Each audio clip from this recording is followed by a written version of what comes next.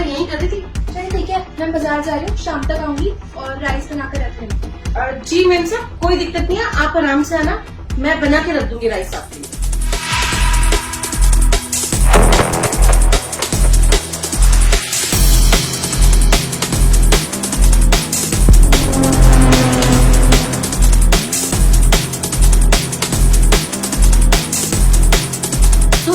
Ma'am साहब ना market गई है और मेम साहब के आने से पहले ना मुझे चाबी चाहिए, ध्यान से लेके जाइयो, कच्चा आटा है, खराब नहीं होना चाहिए।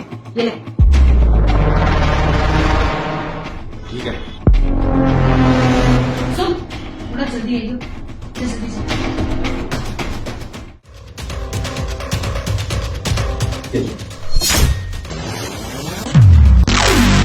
चल जा, जाके तू काम कर।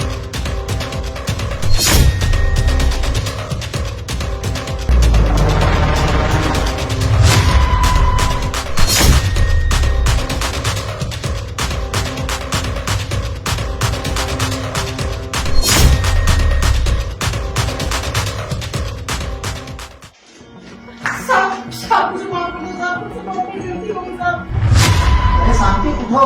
ऐसी क्या गलती कर दी तुमने जो मुझसे इस तरह से माफी मांग रही हो, जो तुम मेरे पैरों में पड़ रही हो? साहब, ये आपके पैसे। मेरे पैसे? हाँ साहब, ये मैंने ही चुराए थे। क्या तुमने मेरे घर से पैसे चुराए थे? हाँ साहब, ये पैसे मैंने आपकी अलमारी से चुराए थे क्योंकि मुझे हालातों ने मजबूर कर दिया था। ऐसे क्या हालात हो गए थे कि तुमने अपने मालिक के घर से पैसे चुराए? मैं अपने बेटे का पिछले 2 साल से अच्छे स्कूल में एडमिशन कराने का सोच रही थी, पर हालात इतने बुरे थे, ऐसे जुड़ ही नहीं पाते थे, इसलिए मजबूरी में आके मुझे ये सब करना पड़ा। और बच्चे जब अच्छे स्कूल में जाते थे ना, तो मैं अपने बेटे का उदास चेहरा नहीं देख पाती थी। मालिक, मुझे माफ कर दो, मुझसे बहुत बड़ी गलती हो गई। मालिक, मैं सच कह रही हूँ, मैंने ये सब मजबूरी में किया। आज जब मैं अपने घर गई, बेटा गट्टू, अब तुम भी ना बड़े स्कूल जा सकोगे, तुम्हारे एडमिशन का ना इंतजाम हो गया है, तुम्हारे पास भी नई वर्दी होगी, डब्बा होगा और जूते होंगे, अब तुम भी पढ़ सकोगे बेटा। हाँ मम्मी, मेरा एडमिशन तो कल ही हो गया था, मैं तो कल ही जाने वाला हूँ स्कूल। एडमिशन कल हो चुका है? बेटा किसने कराया आपका एडमिशन? ये कब हुआ, कैसे हुआ? मम्मी, जहाँ काम करती हूँ ना शिवा अंकल के यहाँ, उन्होंने ही मेरा एडमिशन करवाया है। हे भगवान, ये मैंने क्या किया? जो मेरे परिवार के बारे में इतना सोचते हैं, मैंने उन्हीं के घर में चोरी की। एक काम करती हूँ, कल ना मेम साहब के जाने के बाद ना साहब को सब कुछ सच सच बता दूंगी, वो जो सजा देंगे ना मुझे मंजूर है।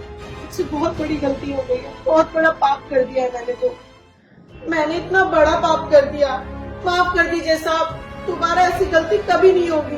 बस कर, हमें वैसे भी नहीं बताना था कि हमने तेरे बच्चे की स्कूल की फीस भर दी है। अरे शांति, तेरे बच्चे का स्कूल में एडमिशन हो गया क्या? कहाँ मेम साहब, वो क्या है ना, मैं अपने बच्चे का ना एडमिशन ना अच्छे स्कूल में ही कराना चाहती हूँ। अच्छे स्कूल में एडमिशन कराने के लिए मैं पैसे नहीं जुटा पा रही हूँ, और पैसे नहीं जुटेंगे तो एडमिशन कैसे होगा?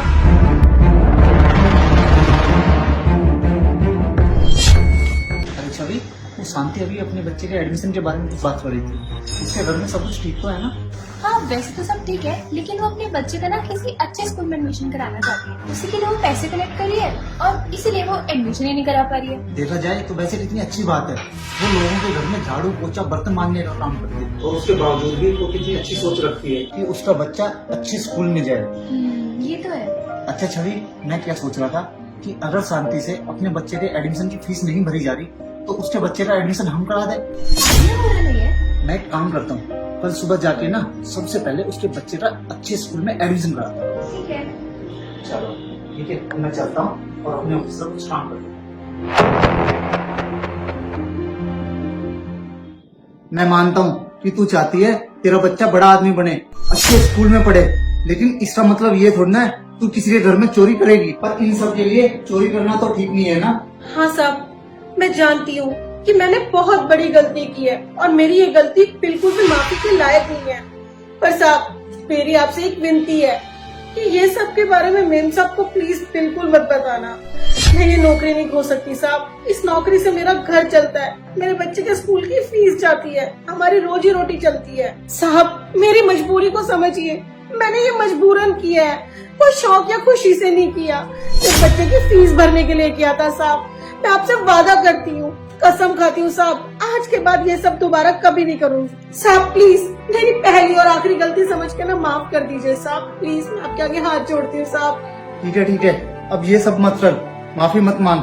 मैं कुछ नहीं बताऊंगा तेरी मैम साहब को, पर मेरी एक बात ध्यान से सुन। तू किसी के घर में ईमानदारी वफादारी से सच्चे मन से काम करेगी ना, तो तेरे साथ हजारों लोग खड़े होंगे। और अगर तू किसी के घर में चोरी से बेईमानी से काम करेगी तो भगवान भी तुझे माफ नहीं करेगा। मैं आपकी बात समझ गई साहब, आप बिल्कुल सही कह रहे हैं। अगर मैं ये चोरी चकारी बेईमानी करूंगी ना तो भगवान भी मेरी बात कभी नहीं सुनेगा, कभी मदद नहीं करेगा भगवान मेरी। मैं आपसे वादा करती हूँ साहब, मैं आज के बाद ऐसी गलती कभी नहीं करूँ। भगवान कसम साहब मुझे माफ कर दीजिए। चल ठीक है, अब तो परेशान मत हो और अपना काम कर। जी साहब, ये आपके पैसे।